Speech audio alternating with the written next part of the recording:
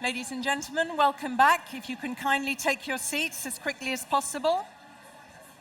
Thank you very much. Welcome back to those of you here with us live and the live people who are joining us from the comfort of their homes and offices. Ladies and gentlemen, if you can kindly take your seats, and once again, can you please check that your phones are on silent? If for any reason you should have taken them off silent. Shh. If you can just settle, even as people come in, that's fine, but I'm going to get stuck in to our second plenary session. We're going to move from the what. I think we heard some very good examples this morning and some very good comments. We heard about the shrinking space for civil society, what kinds of spaces can be created, the kinds of tools and mechanisms out there to engage, but what that engagement and that communication needs to look like and needs to feel like. And of course, that combination of the relevance. So it's meaningful, it cuts, I think we heard Sandhya said, it cuts to the heart of what's meaningful to people, their problems, their needs, but it really helps to put that within a framework so that those conversations can really bear proper fruit. So we're going to move into the why. Why is it so important? What are the risks of not engaging people? Why are partnerships with citizens so valuable, as we heard there from our last speaker? It's also very, very valuable to the politicians, to the public authorities, to the administrations. So what is that value? And critically, let's be honest, because some people think, well, it's not really worth investing in it. You know, me, locally, regionally, do I want to invest in it? It takes, as we heard, expertise, determination, time, and energy. So why is it worth investing? And what are the consequences of not? Okay, before I invite our three speakers, because we need to look at the screen and I don't want their heads to get in the way.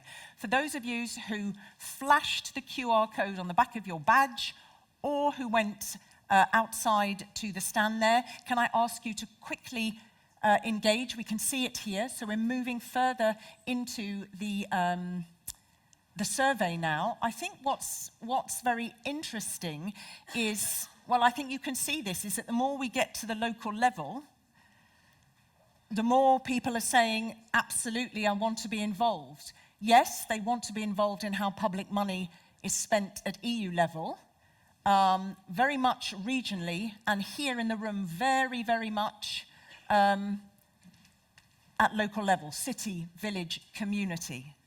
So that gives you a bit of an idea. Don't forget, if you want to see what's happening in your country, the lovely people at the stand outside from Curiously can show you, okay? They can break it all down for you. So have a moment and look at the differences as well. The differences from those around Europe, I want to be involved and consulted in my region, and those in the room.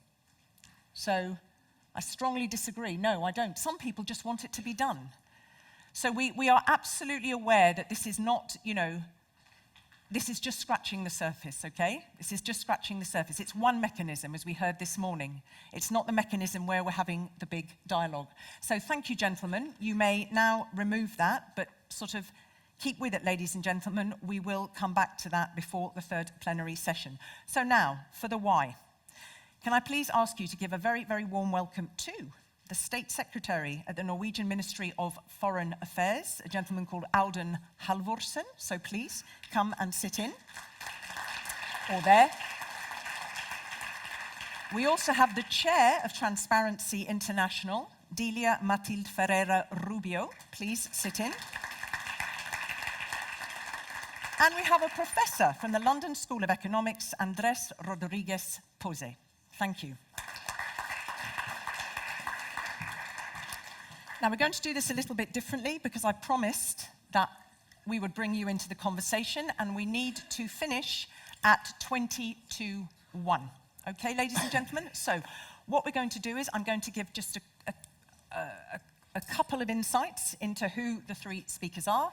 I'm going to ask you to give a punchy introductory statement, have a bit of a chat, and then open things up to the floor. okay, for more punchy responses.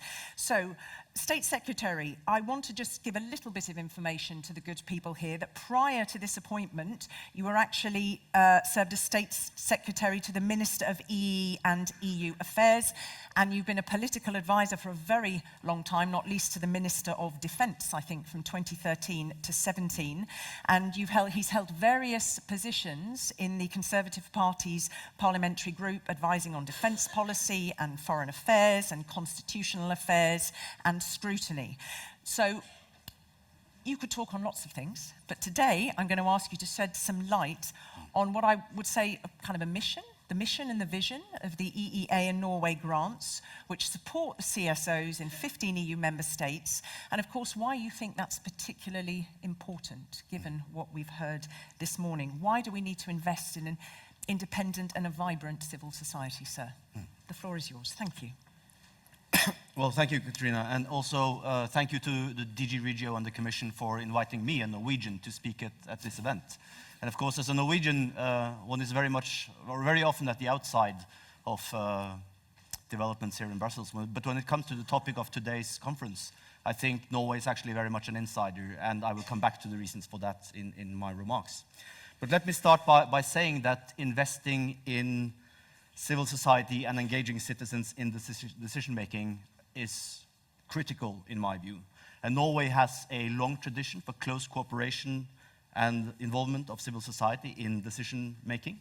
Part of that is mandatory and formalized through legislative and policy processes. But it has to go beyond that on a deeper level, I think, as many of the previous speakers have described very eloquently. But in our experience, public civil society participations helps create better policy. And it builds trust, it builds legitimacy, and then that again leads to more efficient implementation of those decisions. And civil society, of course, also has a key role in engaging citizens, in giving voice to those that cannot speak for themselves. And in our representative democracies, the decisions of parliaments, of local levels of government, reflect the view of the majority. And then it is key to take into account also the views of minorities. And an independent civil society, I think, plays an essential role in bringing forward all the different views and concerns on political issues, on policy development.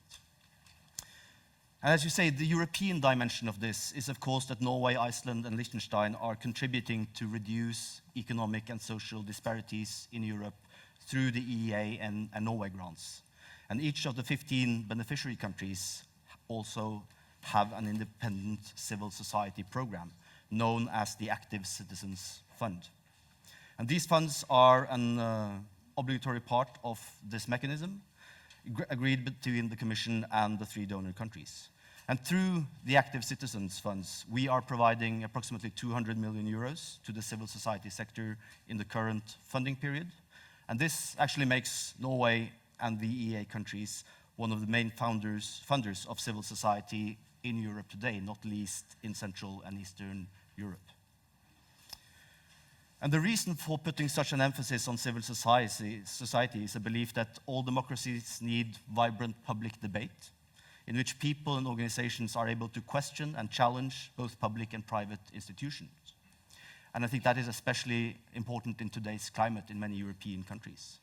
And it is important that the full range of voices in the society is heard, and that the interests of all members of society is taken into account. And I truly believe that it pays to listen, because inclusion results in better policy, as I said, happier citizens, and greater confidence in the authorities, reducing the distance between the governments and its citizens. So we support thousands of civil society activities with a view to ensure, I think, something that all democracies need, a means by which citizens can actually monitor government policies, provide input, and engage in cooperation. And such projects, I think, can benefit stability, build confidence in government, help economic growth, and also help fight populism and polarization. So being inclusive, of course, means that you have to listen to opinions that do not necessarily coincide with your own. There can be clear conflict even, but I truly believe that the benefits are great. So everyone stands to gain when proper consultation mechanisms are in place. Authorities show transparency and engage with their citizens. So we support civil society because we are convinced that it has an essential role to play in developing democracy, the rule of law even throughout Europe today. And that is why this will remain a priority for the Norwegian government also in the years to come. So, thank you. Thank you. Thank you very much. And also just for also putting in that word builds legitimacy. I mean, I may have missed it this morning. There are many, but just to really emphasize that, we talked about trust a lot, legitimacy. A very quick question. I like to unpick simple words. Better policies. For you, what does better policies mean?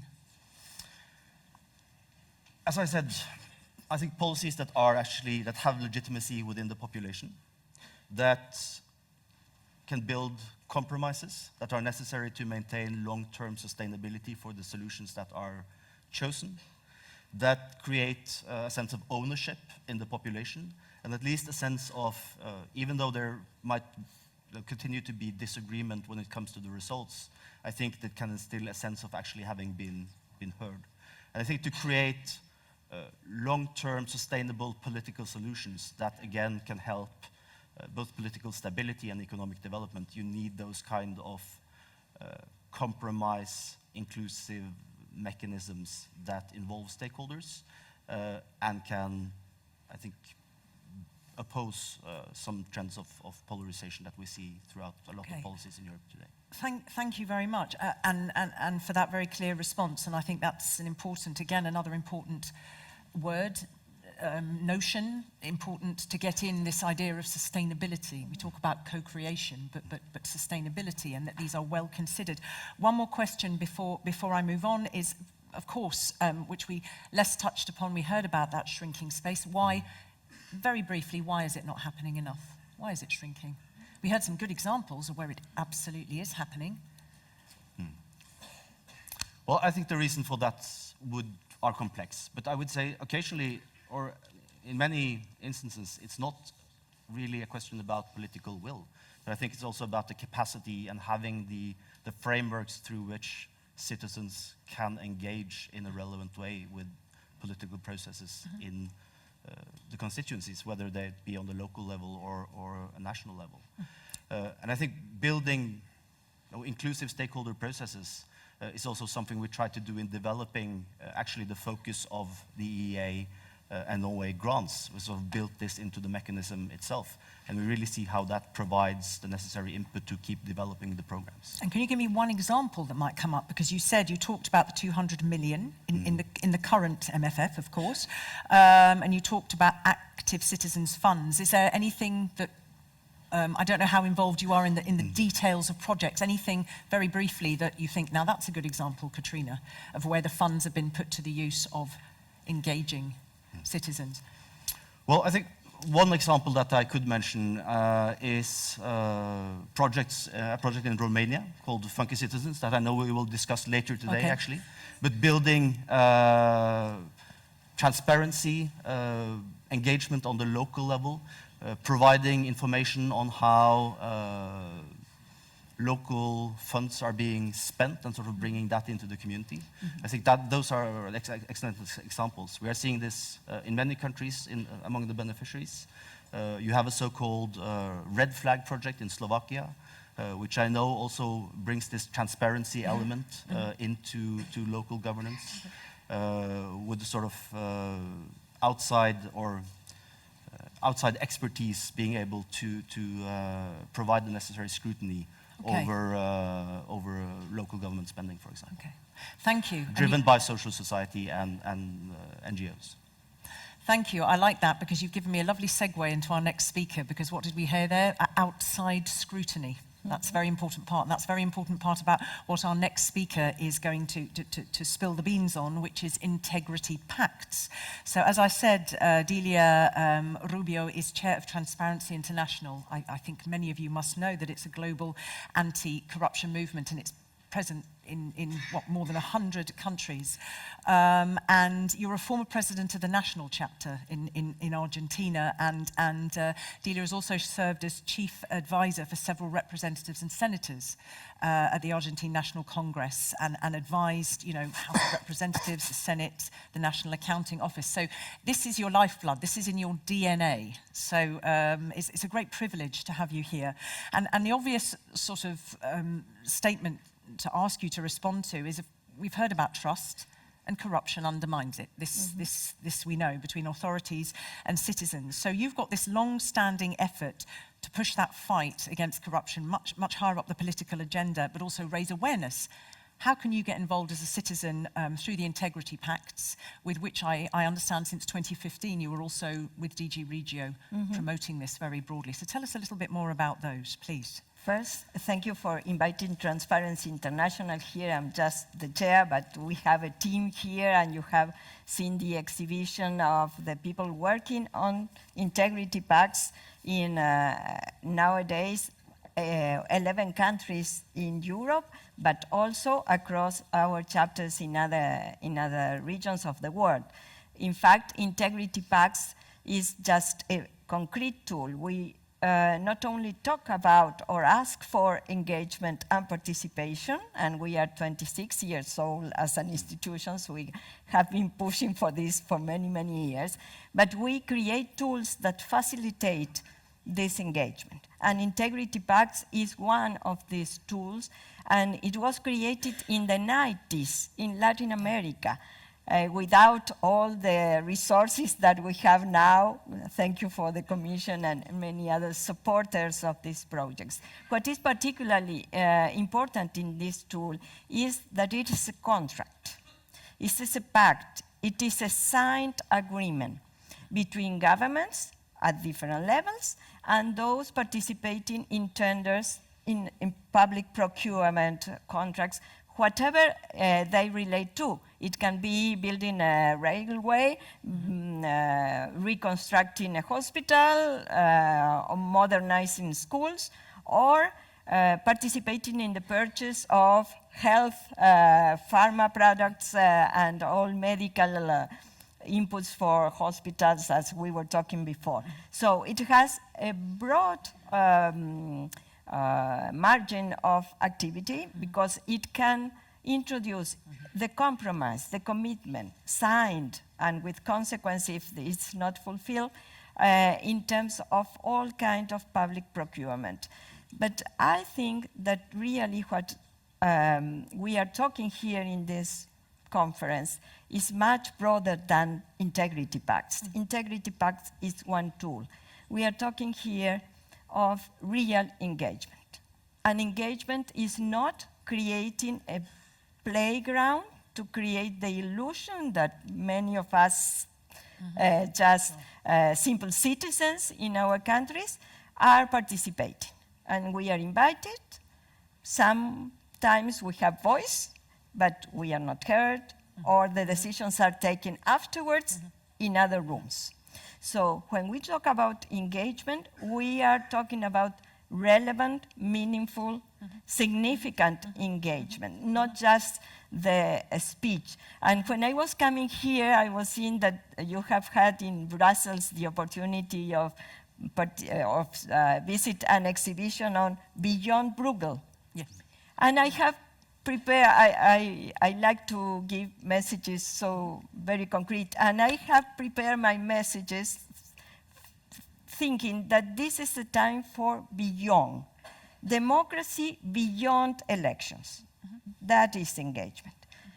Representation beyond paternalism.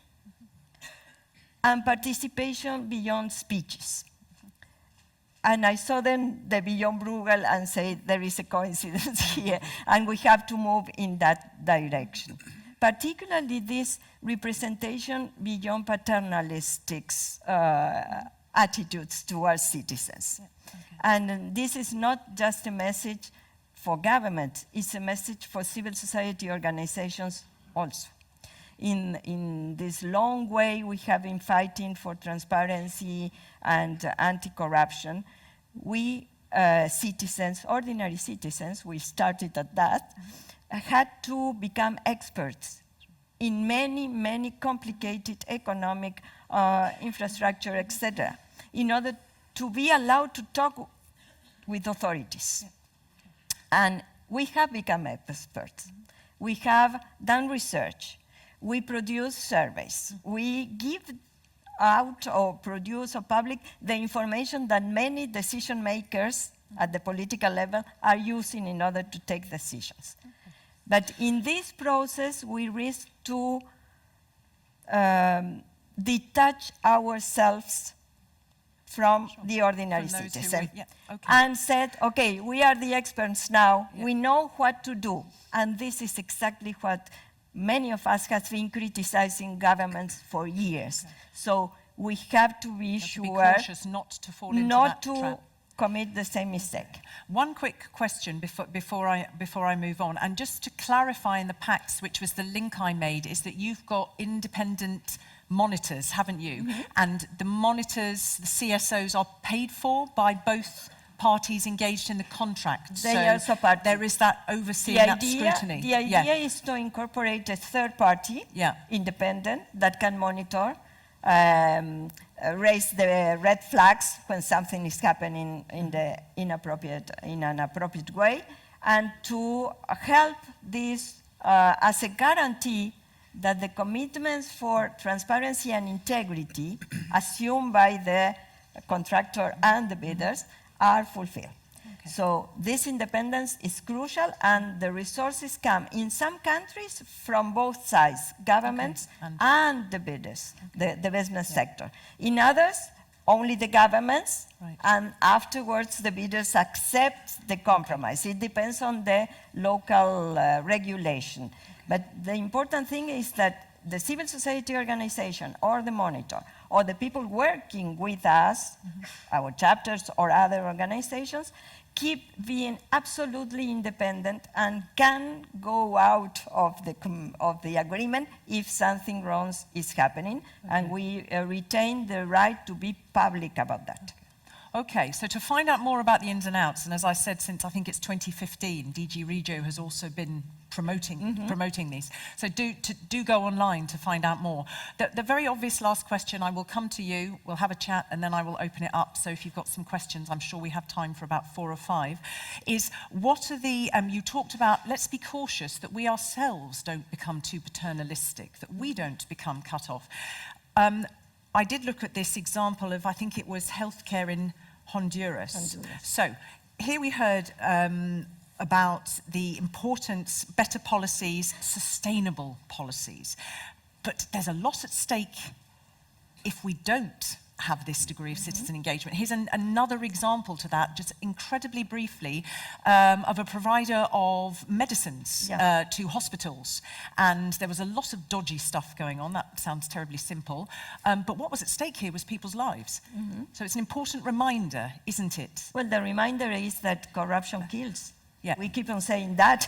It's the life of people in accidents, in schools that crawl out because of bad construction conditions and things like that. And in Honduras in particular, there was a huge scandal of grant corruption involving the health sector.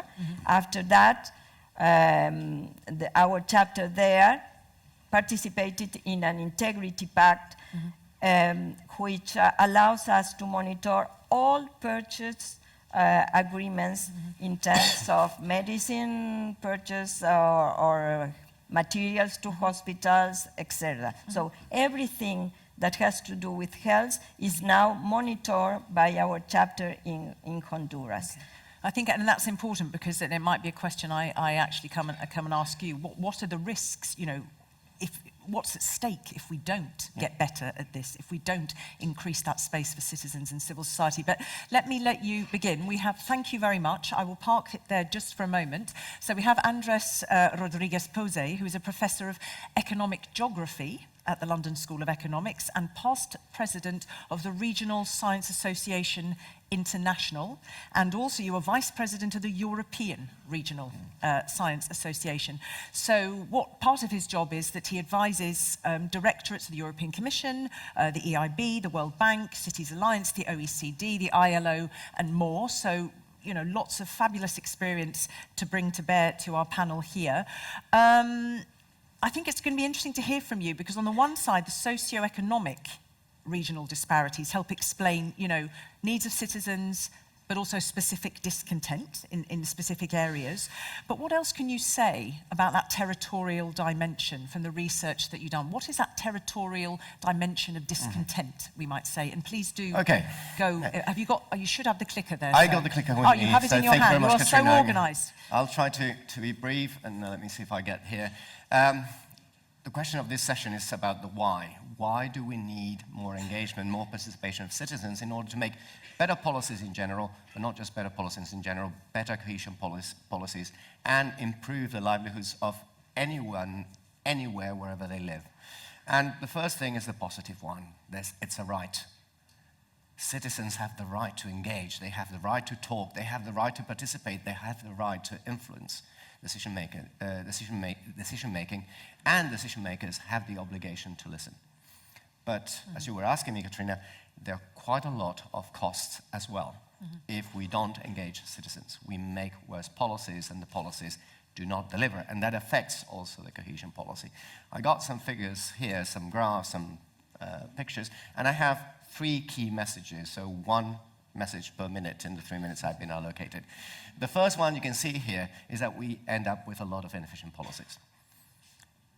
We have done in the European Union quite a lot of investment in regional development over the last few years, and in many cases it has been a success, but many of the policies have gone over the top. Decision makers, when they don't listen to citizens, very often go for glitzy projects that would get them re-elected, but very often end up, as many of the examples you see there, with very limited social, economic, and environmental impact in terms of how sustainable they are. We have done some analysis with some colleagues, and we find that up to 80 euros of expenditure per head in cohesion policy, what we get is that the returns are significantly increased. After 80 euros, you get more returns if you improve the institutional quality. That implies giving more transparency, more voice, more accountability, reducing corruption. And beyond 120 euros, you might as well not invest any more. You have to improve institutional quality. The average for the current programming period is 87 euros per head. Second message, which is today particularly important, it has been stressed in the first session and later, is that poor policies and lack of engagement in the decision about policies leads to discontent. Not just discontent, sometimes resentment. What we have here is that results of every election, what we have seen in Europe as elsewhere in the world, has been a relentless growth of anti-system populist parties, very many of them Eurosceptic. That's the map of the vote as it was in 2018 for Eurosceptic parties. At that time, extreme Eurosceptic parties got 13% of the vote. If we add mildly Eurosceptic, we get all the way up to 26%. And the situation is getting worse. It's not getting better, although we are a bit complacent after the last European elections. The risk that we have strong Eurosceptic governments, not just in Britain, but in the core countries of the current European Union, is today higher than ever. And one way to counter it is through more engagement by citizens, because we know that if we engage citizens, what we get is more policies that are actually deliver in terms of economic growth, economic sustainability, social sustainability, and environmental sustainability. We've been doing the analysis, and we see that the more you invest in those areas that are falling behind, that have had long periods of economic decline, that have lost population, that are becoming empty in a way, that have become places that don't matter, that they have not heard, very often is if we invest there, we get much better results. But we have to get the right investments. Putting a high-speed rail that goes to one of these areas doesn't affect those areas. In fact, it probably very often ends up making them worse off. What makes them improve, and I have to go back here, is, from what we are seeing, more investment in human capital, human resources, training, skills, more adapted to the conditions of the region, more investment in RTD that would lead to innovation, and especially more investment in social infrastructure. Combating the growth of deserts in terms of food deserts, finance deserts, etc. The problem is, probably because we're not hearing these citizens enough, or we're not hearing, as it was said this morning, them seriously enough. We're not actively listening.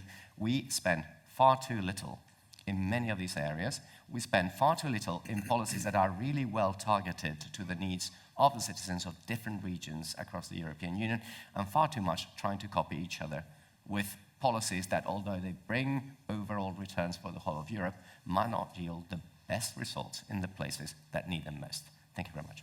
Thank you very much. Thank you. Indeed, that word, I don't think anyone would be surprised when you said, you know, at the outset, you know, the tendency with politicians is to take the glitzy, you know, over making the moves that really do bring about socio-economic, you know, sustainability, and that is the issue, and also the fact that the short terms, and then we change, and then the next person wants to make their mark. So I don't think that's a surprise. I'm going to ask you something. Perhaps not especially related, but it all relates before I throw it open to the floor, and it's an important one. When we saw the last poll, and we saw the extent to which people are saying, well, where they really feel they can make it, they can have a voice, they want to have a voice, is at the city, the village, the town, the local level. Yes, the EU, but where I live, what matters to me. Can all of those local voices, and of course when I ask this, we don't just mean local in that sense, it can also mean national. Do you think it's important to them to feel that they can address global challenges? You know, because they're so aware of it, particularly environmentally. There's such a danger of fatigue. Do you have a sense, or in your research dictate, that people do feel that all of that big stuff that's coming globally, it does matter what they do and say? Well, I do quite a lot of research on decentralization and the impact of decentralization. And once you decentralize, although there are many advantages and problems with it, one of the biggest advantages is that local citizens feel they have a say. And they have a say not just in the local issues, they can influence policy that is being conducted at the national level and at the supranational level. So, and many of these people, the people in these areas, not just they are aware, they want to actually influence and participate and deliver on addressing the global challenges. What they seem to resent is the idea that they are being imposed top-down from elsewhere, whether from national capitals or from Brussels or from some international elite, and that these policies are mainly imposed on them rather than actually being consulted with them and being adapted to the conditions of the territory. I put the map there of the vote for Eurosceptic parties. Much of it is as a resentment of this idea that these challenges are only being addressed top-down and the burden is on them. And the line between being unhappy and expressing your discontent at the ballot box and going beyond to revolt like the Gilets jaunes is when you start saying, well, the people in Paris are going to get all the benefits, they don't pay for anything. And we are going to bear the costs because we're going to have a diesel tax, and we are not offered alternatives, or we don't have a say in how the policy should be developed. Thank you. Okay. Hold your thoughts. You wanted to come in here, and then I open the floor. Taking your words.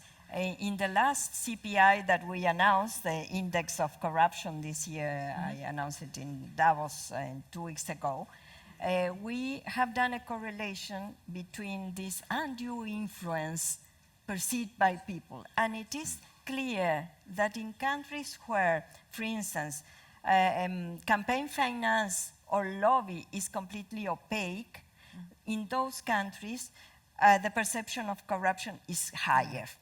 And the same happened with open participation of people.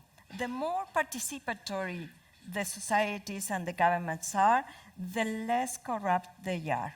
It is not cause-effect, but it is a clear correlation that we have to take into account when asking for policies to be developed or to mechanisms to involve people. It's a clear correlation. And I think we didn't have the words, you didn't actually say win-win, but effectively win-win for everybody and better quality government. That's also critical. So let me hold that thought, and I will come back to you for a last word so that if there's something I'm sure you've missed, because I have such a short time with you, but any questions? We have a gentleman here.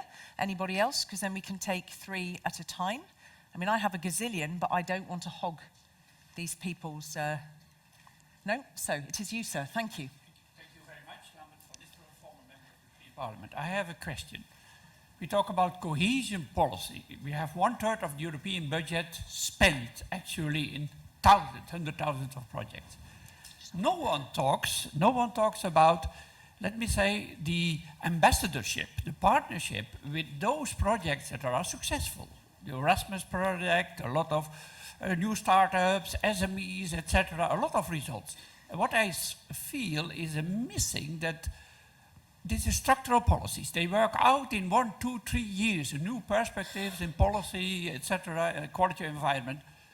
But this communication is not really heard, neither in Sussex this morning, neither in other parts of Europe. So if our impact is good, it might have a position in this type of open communication. So you're saying that, so you're essentially distilling to all of the results of this isn't being communicated enough. Yes, it's there not are seen. so many. I'm the president of the Radio Stars Awards, and we get thousands of people together in Brussels but at local level, they don't speak out. They didn't during Brexit. No one spoke about those positive effects. Is it important to take this on board in a better communication from the DG Regio? Okay, thank you. What might constitute that better communication? Because it is a challenge. I myself come from the perspective where I used to develop and roll out campaigns for various directorates general, and you would really think how to deploy the funding to not treat everybody as a homogeneous lump of citizens and to try and really get, and part of the way that you would do it was also to speak with the national level associations to try and, it's pointless sending stuff from here without getting those on the ground to be able to localize it. So it is a challenge, that issue of communication. So let's have a think about that, because part of challenging distrust surely is that people see, we've seen it, what's happening near me, what's relevant. Was there anybody else who had a question? There's a couple here and one here. Okay, so hold that thought. We'll just take those 3 for now. So I think the person here is the closest. Thank you. And you don't need to answer all, ladies and gentlemen. You can pick. Yes, thank you. Sorry.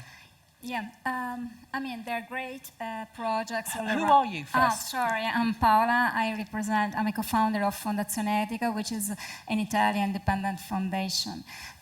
So we deal with accountability and civic engagement all the time.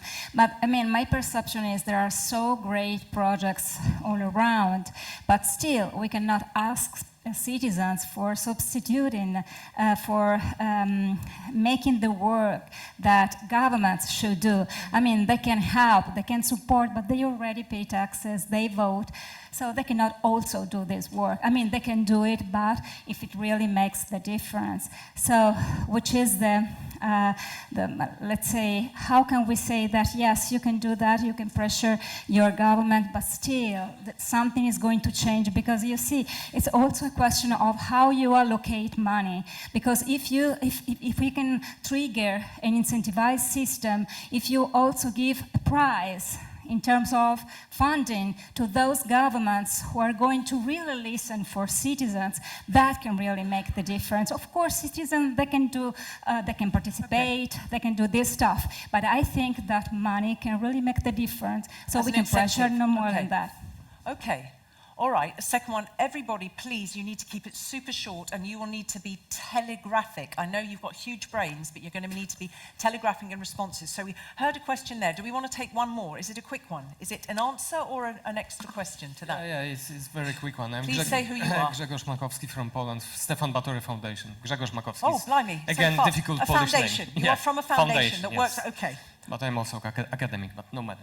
I was very interested in the short but very informative presentation of Professor Rodríguez. And I'm thinking about this connection about support for the populist parties and the inflow of EU money. And what is the link? And can we mitigate, for example, the risks that are coming from the fact that next countries will become netto payers in the nearest future?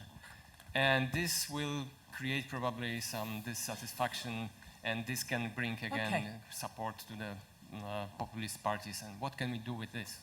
Okay. We will leave it. I haven't forgotten you. I will come in a minute. Let's just treat those three. And do you want to come straight back on that one immediately? Okay, yes, I'll link that one to the one on communication. You may. The first one, there's clear analysis that, and it's becoming more important, that the more you invest, or the more we have invested in certain regions, the less discontent there is. So that's a good result. So places that have received more money in all types of investment have gone less Eurosceptic. That probably we need to communicate better, which we haven't done. But nevertheless, what we're seeing is that very often the types of investments that bring the biggest level of satisfaction, that improve the lives of the citizens, are just an afterthought or secondary in terms of what the main investment is. So we need to improve that. The problem is that the challenges are very, very complex. And I think this is well beyond a problem of communication. The main challenge is not coming from the regions that have been receiving the bulk of cohesion funds, or the regions that have been receiving the bulk of national funds, which are mainly capital cities. It's the ones that have fallen between the cracks. The north of France, the north of Italy, the south part of Austria, all these areas, Jutland in Denmark, all these areas have been receiving very little attention, and we cannot communicate a lot to them because they have fallen through the cracks. And if you have been declining in economic activity, you have been declining in industrial activity, you have been losing population in some cases, you're going to be unhappy. And unless we have very well targeted policies, place-sensitive policies to different types of problems, then we're not going to be able to quell all the fires with only one hose. Okay. All right. Thank you very much. What resonated for you there? What about this issue of, telling stories, communication, and perhaps not as simple. It's not one size fits all. Sometimes there are no stories to tell. And also there was an interesting question there that came from the second lady on, she said we can't ask them to do the work if it's not being really delivered at the end. Should there be some kind of incentive? Well, to pick up on the second question, I think, and the comment and question from the lady in red on the right, I agree. Citizens should not be asked to do the work of government. They have elected their representatives. Throughout Europe, we have mechanisms for electing responsible governments on various levels. But I think this is now basically all about engagement and getting the input necessary into those frameworks that we have built and the institutions that we have to actually govern. And I think in today's societies, the old mechanisms of, let's say, election programs and sort of the political parties bringing their political priorities and points of view to the population every 4 or 5 years, those are not sufficient anymore. So that is why I think we need to establish those new mechanisms, which I think the Open Government Project and all the previous speakers have really described, that can provide updated, necessary input into governing structures. And I think that is what this debate on citizens' engagement is more or less all about. Thank you. Do you think, and thank you, I just push a little bit more because I don't know if this was part of the whiff of your question is that we had an example from our first speaker of the, who was it, the construction worker and the person who was teaching in a university who were prepared to cycle 60 kilometers or something to sit and have this conversation. So they're prepared to do the work as such or be engaged. But there's this, was there also a whiff of a, well, what happens if you have that engagement, but then it doesn't get delivered upon and you feel frustrated, which is somehow where monitoring and scrutiny and come in, or Yeah, should of there course. be? If you not only invite citizens to a playground, as I have said, but really engage them in what they can do and prepare them to do what they could perform in this, you will have another kind of relation and long-term impact of this kind of projects. Not just we get the railway properly built, we got the things properly constructed or whatever it is. But we have a citizenship which is prepared to keep on monitoring because they have seen the results in the very concrete project. But I think the second question has a trick which is very important. From the global perspective, I think that multilaterals and the European Union and other institutions giving subsidies for projects and applying lots of resources to get some policies done, have to use conditionalities much more intensely. Why not incorporate the need to incorporate integrity pacts or whatever other tool or a real engagement of people in order to get the subsidies, in order to get the loans? Because that's a great possibility to mainstream political engagement and participation from citizens in the discussion, decision, and implementation of policies. And multilaterals have a great power. The European Union has a great power. So you want the resources? Okay, they come with this, which is engagement of citizens. Okay, thank you. I feel we could say more about that. I'm sure there are many. I don't know, anyone else want to say about communication? I mean, it's a huge discussion in itself. Maybe just in a closing word, because I'm so conscious of not eating more time, and we had 2 more questions from the back. They have to be almost Morse code length, if that's, there's somebody there. God, okay. Thank you. Brilliant, thank you. My name is Derval Brennan. I'm from Hold it right up. a managing authority in Ireland. I suppose you've set out all of the reasons for involving citizens in cohesion policy, 100% behind what you're saying. But as a managing authority, as a practitioner, I suppose I'm very conscious of the expectation that's presented to citizens or regional politicians or local politicians when new programming periods are rolled out. ESF and structural funds like that are closer to the people. People could grasp it. But the parameters of how ERDF can be delivered, for example, it's very strictured. So people have all these ideas, oh, you know, I'd love for this to be invested in, or, you know, want more done for homelessness or health, only to be disappointed because, you know, that's outside of the remit. State aids is rolled out as a reason why you can't invest in this and that. So we speak out of both sides of our mouth. So I suppose I'm asking, you know, and maybe it's not fair to the panelists, but just for people to think about it, what fundamental changes in apparatus are needed to allow citizens to actually dictate the objectives before they're determined and rolled out to member states, so that there is absolute engagement as opposed to being provided with a suite of options that are restrictive? Okay, thank you. And the last, I mean, that would be great to have a panel with, certainly with the Commission here. I mean, we haven't got perhaps the right panelists here to answer that. I think you would be able to possibly say something on it, but thank you for the comment, and we will see what you would like to respond. Was there one other up there? Yeah, the last one. Yes. Thank you. Yes, I'm Marika Trudung from the Protestant in Germany, and actually I would like to... A bit slower and a bit... Okay. Hold it there. I was trying to make it short. Fast is not short, but okay, yes. So actually, my question or comment is pretty much in line what you said, because I really was interested in Mr. Rodríguez's presentation about what actually convinces citizens in cohesion policy. And you mentioned social investments as being one of the three major investments that are relevant. And actually, social investments would then, in the cohesion framework, be part of the ERDF. However, in the ERDF as it is right now,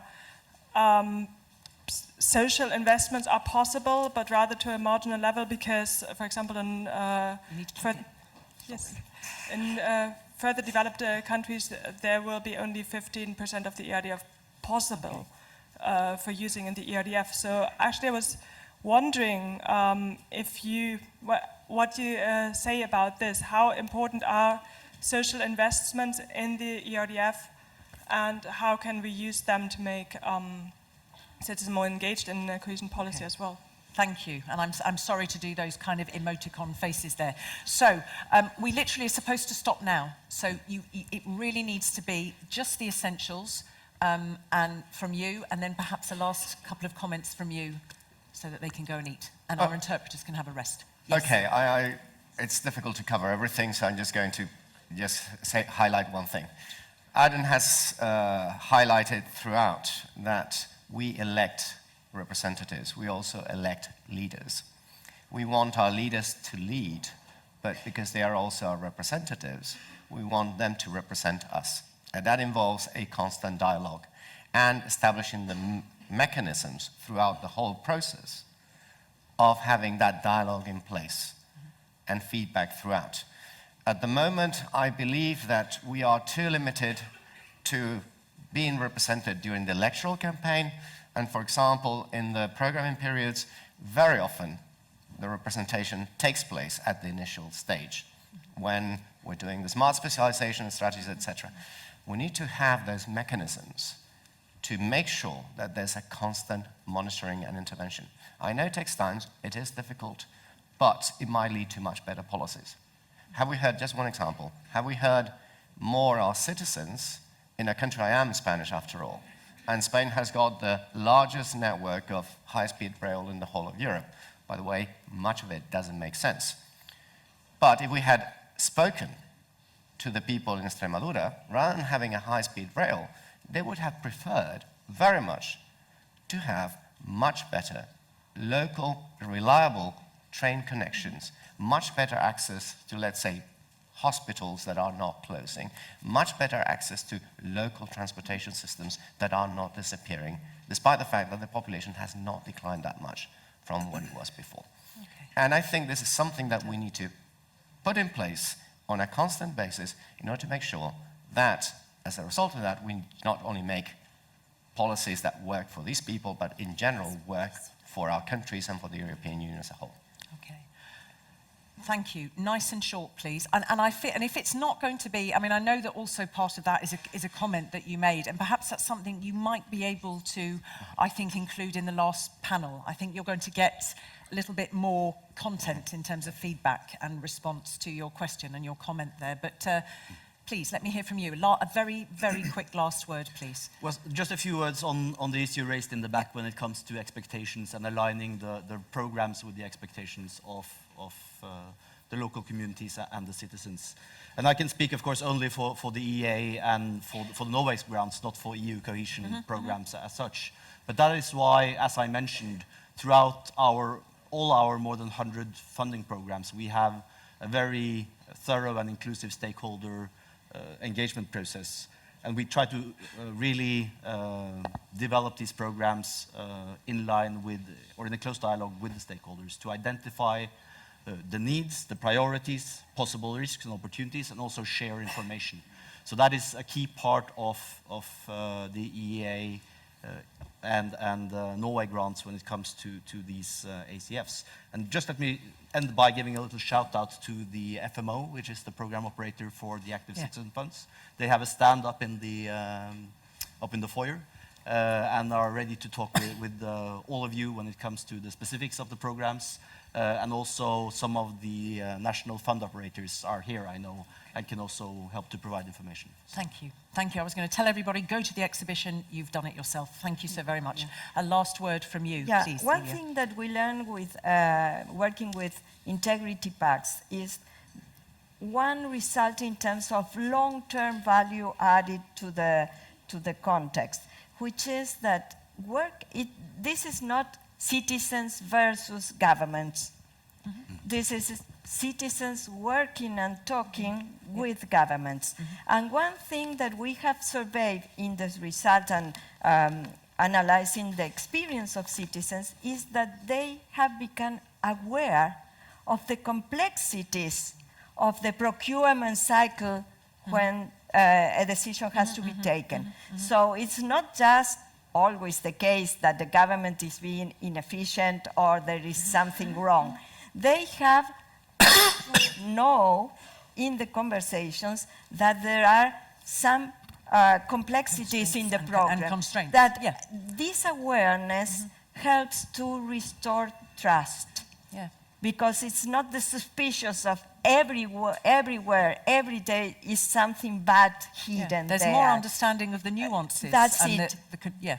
We are working together, not doing the work of governments, but knowing better. But you are echoing exactly, I think, what Yves said. It also, by sitting people together, they get a better understanding that it's not just easy and you can't just point the finger at politicians SDGs, and say, and to understand where the constraints are. And SDG 17 is the key here, is collective action.